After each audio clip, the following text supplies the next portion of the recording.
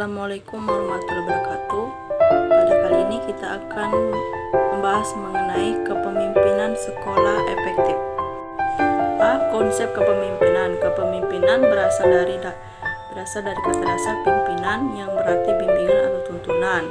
Dari kata pimpinan lahirlah kata kerajaan pemimpin yang artinya bimbingan atau tuntunan dari benda. Pemimpin yaitu orang berfungsi memimpin atau membimbing atau menuntun. Kepemimpinan atau leadership yaitu merupakan hal yang sangat penting di dalam sebuah lembaga pendidikan. Menurut Said tahun 2010, 329 unsur-unsur dalam kepemimpinan sebagai berikut. 1. Proses memberi arahan. 2. Memberi motivasi. 3. Mampu untuk menciptakan rasa kepercayaan diri dan mempengaruhi dan menggerakkan. Yang B yaitu faktor yang mempengaruhi perilaku kepemimpinan, yaitu terdiri dari 1. Faktor internal, pengertian tentang kepemimpinan. B. Nilai atau hal yang dikejar dalam kepemimpinan. C. Cara orang menduduki pangkat kepemimpinannya. Dan D. Pengalaman dalam kepemimpinan. Yang E. Pandangan seseorang terhadap manusia. Yang kedua itu faktor berasal dari kelompok yang dipimpin. Yang ketiga faktor lembaga yang dipimpin. 4. Faktor legal. 5. Faktor lingkungan sosial. 6. Faktor perubahan yang mempengaruhi dalam teori dari bidang pembaharuan atau bidang pendidikan. Yang C yaitu teori kepemimpinan. Teori kepemimpinan ada 5, yaitu teori orang terpemuka atau Grand Money, yaitu kepemimpinan orang-orang dasar yang didasarkan atas sifat yang dibawa sejak lahir, jadi merupakan sesuatu yang diwariskan. Yang 2 yaitu teori lingkungan atau information theory, yaitu merupakan hasil dari sebuah proses waktu, tempat, dan situasi atau kondisi. Yang ketiga itu teori pribadi dan situasi, itu personal situation theory. Kepemimpinan apabila ia memiliki bakat memimpin sejak dini, kemudian dikembangkan melalui pendidikan, pelatihan, dan pengembangan. 4 yaitu teori interaksi dan harapan atau interaction expression theory. Interaksi antar pemimpin dan rakyat yang melalui interaksi ini dapat dijaring harapan-harapan yang diinginkan dari masyarakat.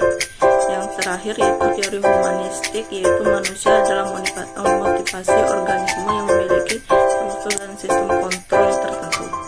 Yang kedua yaitu syarat dan prinsip kepemimpinan. Syarat dalam proses seorang pemimpinan pendidikan adalah sebagai berikut. 1. Seorang pemimpin harus memiliki kepribadian yang terpuji, antara lain periang, ramah, bersemangat, pemberani, murah hati, spontan, percaya diri, dan memiliki kepekaan sosial yang tinggi. 2. Paham dan menguasai tujuan yang hendak dicapai dan mampu mengkomunikasikan kepada bawahan stakeholder. Yang ketiga yaitu memiliki wawasan yang luas dibanding tugasnya yang bidang-bidang lain yang relevan. Dan yang keempat itu berpegangan pada prinsip-prinsip umum, yaitu kependidikan ensure.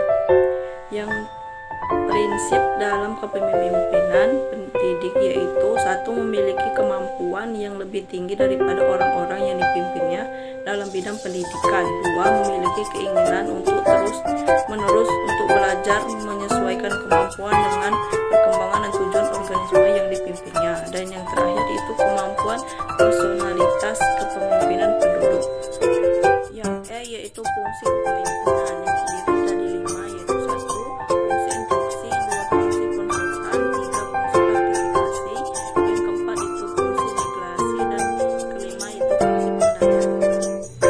Yang ke F yaitu kepemimpinan kepala sekolah yang efektif, yaitu terdiri dari 6 bagian. Yang pertama yaitu inisiatif, yaitu pemimpin harus tanggap dengan keadaan dan kondisi. 2. Inquiry, yaitu harus memiliki informasi yang komprehensif. Yang ketiga itu advokat, yaitu dukungan sangat dibutuhkan dalam kepemimpinan.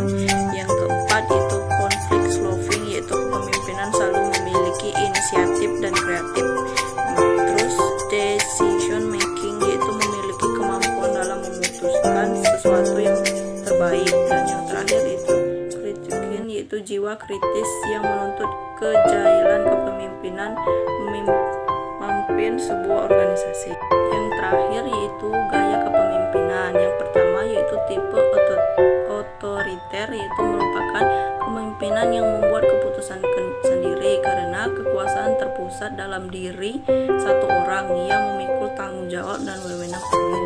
2. Demokratis, yaitu merupakan